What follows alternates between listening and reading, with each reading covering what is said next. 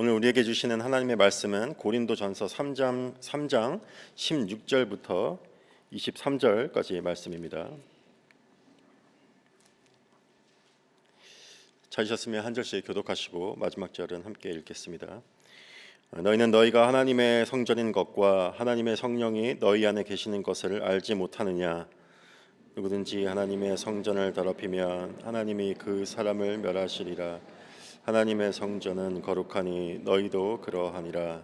아무도 자신을 속이지 말라. 너희 중에 누구든지 이 세상에서 지혜 있는 줄로 생각하거든 어리석은 자가 되라. 그리하여야 지혜로운 자가 되리라. 이 세상 지혜는 하나님께 어리석은 것이니 기록된 바 하나님은 지혜 있는 자들로 하여금 자기 꾀에 빠지게 하시는 이라 하였고, 또 주께서 지혜 있는 자들의 생각을 헛것으로 아신다 하셨느니라. 그런즉 누구든지 사람을 자랑하지 말라. 만물이 다 너희의 것임이라. 바울이나 아볼로나 게바나 세계나 생명이나 사망이나 지금 것이나 장래 것이나 다 너희의 것이요. 함께 읽겠습니다. 너희는 그리스도의 것이요 그리스도는 하나님의 것이니라. 아멘. 몇 가지 광고 말씀을 드립니다. 오늘 오전 7시 30분에 본관 203호에서 열방 기도회가 있습니다. 또한 오늘 오전 10시에 본관 3층 예배실에서 선교 세미나가 진행됩니다. 21세기 하나님의 선교와 교회가 나아갈 길이라는 주제로 프론티어스 한국 대표로 계시는 이현수 선교사님께서 귀한 세미나 강의를 섬겨주십니다. 성도님들의 많은 참석을 부탁드립니다.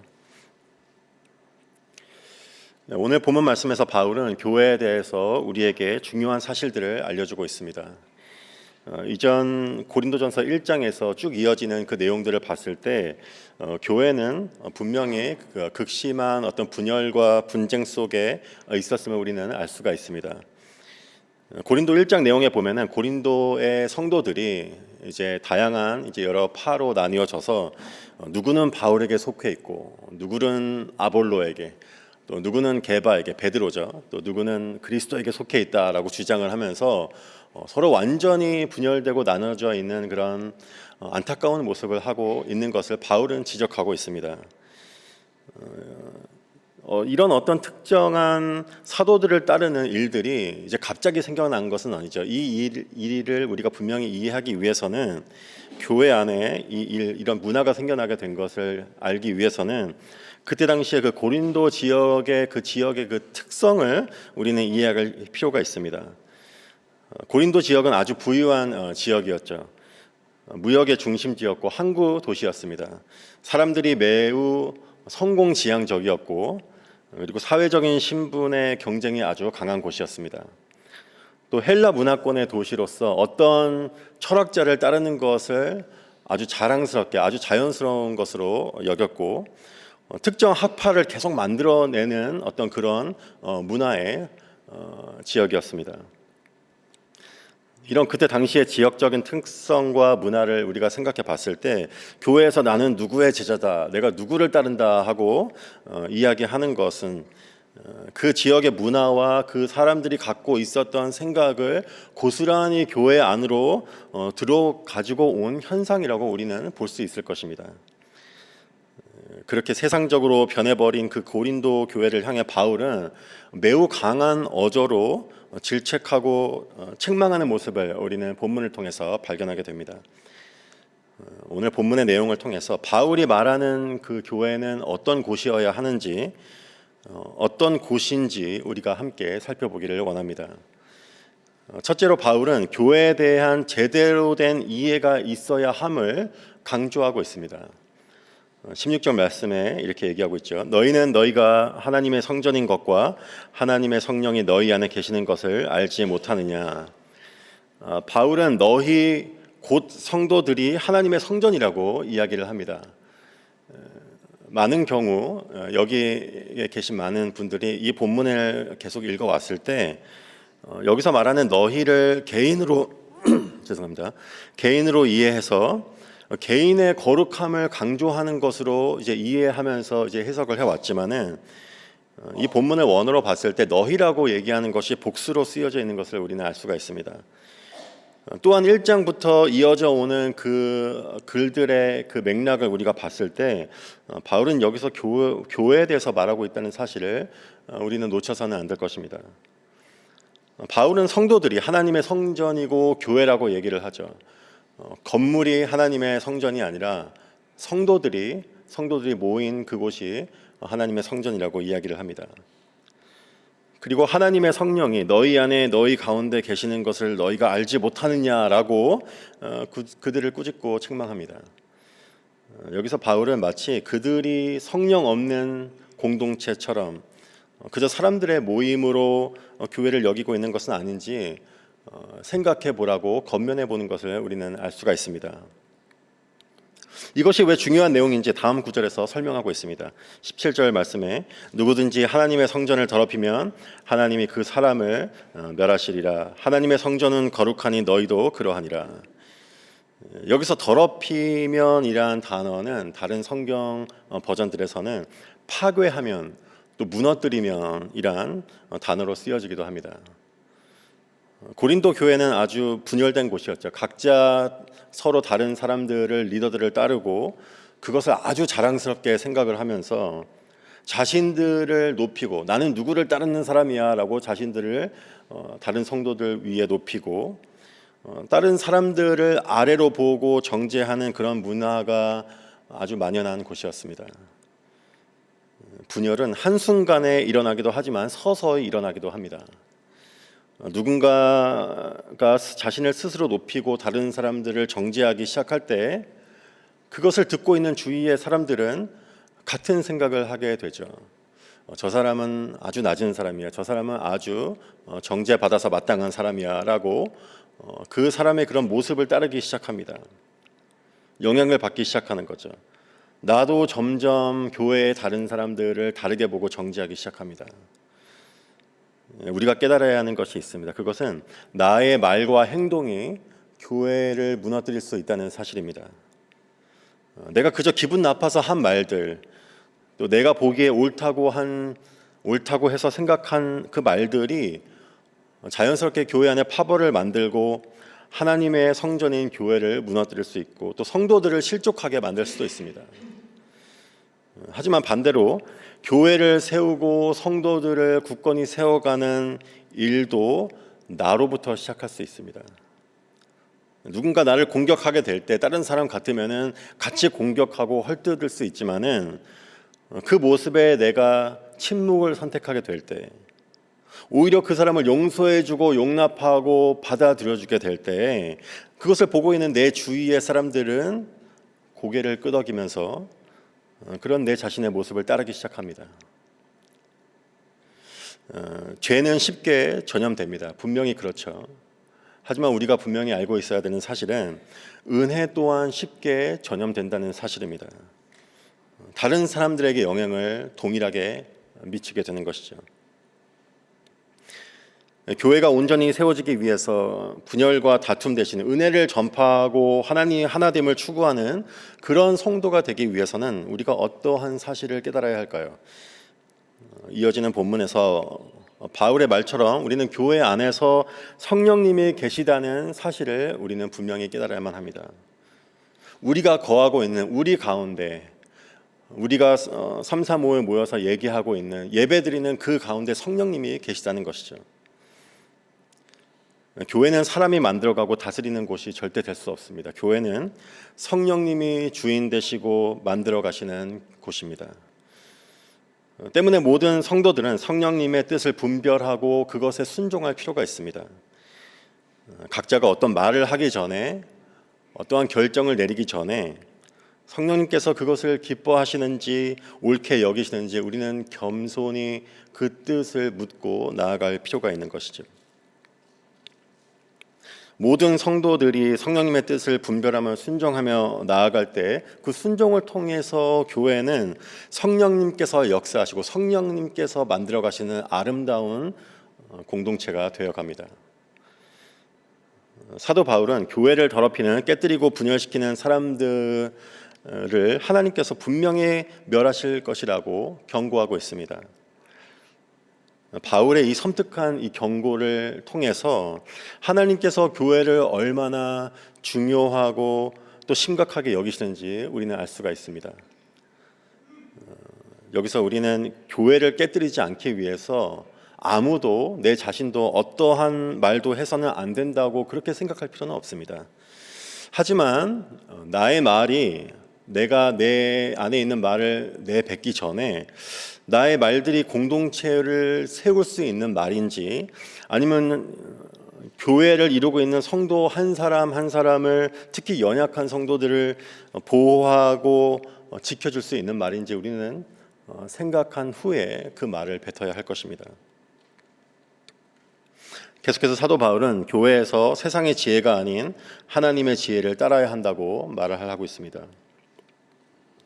고린도 교회 성도들은 자신들이 따르는 리더들이 있었죠. 어떤 사람들은 교회를 개척한 사람들이기 때문에 우리가 그 사람을 따라야 된다라고 얘기를 하고 바울을 얘기하는 것입니다. 또 어떠한 사람은 아주 독특한 아주 똑똑한 그런 말씀실을 갖고 있기 때문에 그런 헬라 문화권 안에서 우리가 그 사람을 리더로 세우고 그 사람을 따라야 한다고 생각했을 것입니다.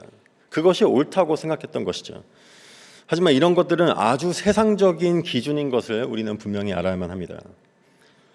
바울은 사람들이 인정하는 그 사람들을 중심으로 교회를 만들어 가는 게 지혜롭다고 생각하는 사람들을 향해서 자신들을 속이지 말라고 경고합니다. 그들을 향해서 오히려 너희가 어리석은 사람이 되어야 한다고 말을 합니다. 그 뜻은 세상적인 기준과 관점을 교회 안에서 버려야 된다고 말을 하는 것이죠. 이어지는 9절에서 이렇게 이야기를 합니다. 19절에서 20절 말씀입니다. 이 세상 지혜는 하나님께 어리석은 것이니 기록된 바 하나님은 지혜 있는 자들로 하여금 자기 꾀에 빠지게 하시는 이라 하였고 또 주께서 지혜 있는 자들의 생각을 헛것으로 아신다 하셨느니라. 하나님의 기준과 방식은 이 세상과 정반대되는 것입니다. 하나님은 우리의 생각과 지혜를 늘 뛰어넘으시죠. 하나님은 낮은 자를 높이시고 또 높아지려 하는 사람들을 낮추십니다. 힘 있는 사람, 능력 있는 사람을 통해서 교회를 만들어 가시는 것이 아니라 연약한 자들, 하나님만 의지하고 나아가는 자들을 통해서 건강한 교회를 만들어 가십니다. 고린도전서 2장에서 바울은 하나님이 어떻게 고린도 지역에 복음을 전파되게 하셨는지를 설명하고 있습니다. 고린도전서 2장 1절 말씀에 그는 이렇게 고백하고 있죠.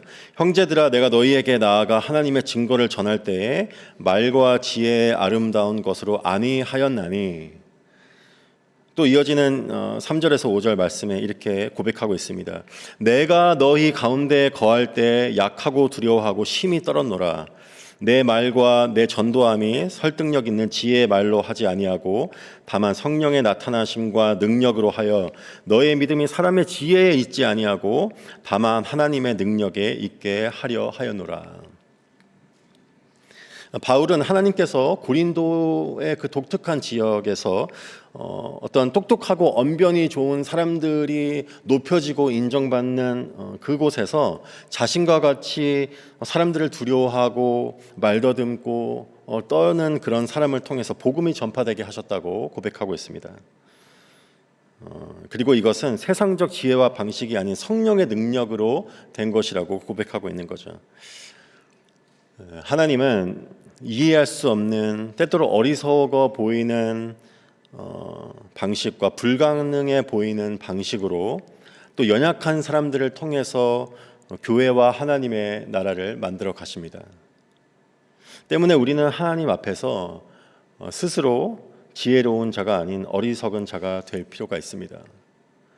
우리가 생각하는, 우리가 옳다고 생각하는 방식을 통해서 하나님이 일하실 거라고 생각하는 것을 내려놓고 오직 하나님의 방식대로 우리 생각을 뛰어넘으시는 하나님의 지혜로 하나님의 교회가 이루어질 수 있다는 사실을 우리는 인정해야만 할 것입니다. 마지막으로 바울은 온전한 교회가 되기 위해서 누구를 섬겨야 하고 자랑해야 하는지를 우리에게 말해주고 있습니다. 21절에 이렇게 말하고 있죠. 그런즉 누구든지 사람을 자랑하지 말라. 만물이 다 너희 것임이라. 또 이어지는 구절에서 이렇게 얘기합니다. 22절에 바울이나 아볼로나 게바나 세계나 생명이나 사망이나 지금 것이나 장래 것이나 다 너희 것이요. 바울은 이렇게 얘기하고 있는 거죠. 너희가 특정 사도들을 섬기고 그들을 자랑하고 있지만은 그 사람들, 그 리더들, 그 사도들은 하나님께서 너희를 위해서 허락하신 사람들이다라고 이야기를 하고 있는 것입니다.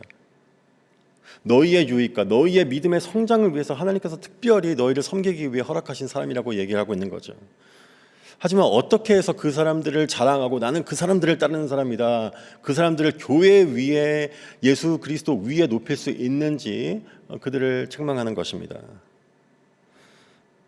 이어서 바울은 성도들이 누구를 섬기고 자랑해야 하는지를 분명히 우리에게 얘기하고 있습니다. 23절 말씀에 너희는 그리스도의 것이요 그리스도는 하나님의 것이니라. 바울은 우리가 자랑해야 하는 대상은 오직 예수 그리스도라고 분명하게 우리에게 말하고 있습니다. 그 이유는 우리가 그의 소유이기 때문이라고는 것이죠. 여러분, 우리가 생각해 볼 때 세상에 어떤 그 위대한 우리가 존경하고 따르는 그런 신학자나 어떤 목회자가 될지라도 그 아무도 우리를 대신해서 죽어준 사람은 없고 또 우리를 죄에서 건져낼 수 있는 사람은 더더욱 없습니다. 또한 끊임없는 은혜와 사랑을 이 죄인된 우리에게 끝까지 세상 끝날까지 변함없이 베풀어 줄 수 있는 분은 예수 그리스도밖에는 없는 것이죠. 때문에 우리가 자랑하고 섬겨야 하는 분은 오직 예수 그리스도 뿐이십니다. 교회가 사람이 아닌 예수 그리스도를 모든 성도가 예수 그리스도만을 따르고 예수 그리스도만을 높이고 자랑하고 기뻐하게 될 때 그 교회는 하나가 될 수 있을 것입니다. 네, 말씀을 정리하도록 하겠습니다. 하나님께서는 교회를 사랑하십니다. 임마누엘의 하나님께서는 성령 하나님을 통해서 교회 안에 우리 가운데 늘 거하고 계시다고 바울은 우리에게 이야기를 하고 있습니다. 때문에 우리가 해야 되는 것은 늘 성령님의 인도하심을 구하는 것입니다. 세상의 지혜를 버리고 오직 성령님의 뜻을 분별하고 그것에 순종할 때 온 성도가 성령님께서 구원자 되시는 예수 그리스도의 그 놀라운 사랑과 은혜를 우리 가운데 나타내시고 그것을 알게 하실 때 또 한 명 한 명의 온 성도가 내 자신의 그 높여지려는 노력과 자랑을 내려놓고 예수 그리스도만을 자랑하고 높이게 될 때 교회를 하나 되게 하시는 또 믿음으로 성장하게 하시는 그 성령님의 놀라운 역사를 우리는 보게 될 것입니다. 그 축복이 교회 공동체 가운데 그리고 저와 여러분에게 임하기를 축원합니다.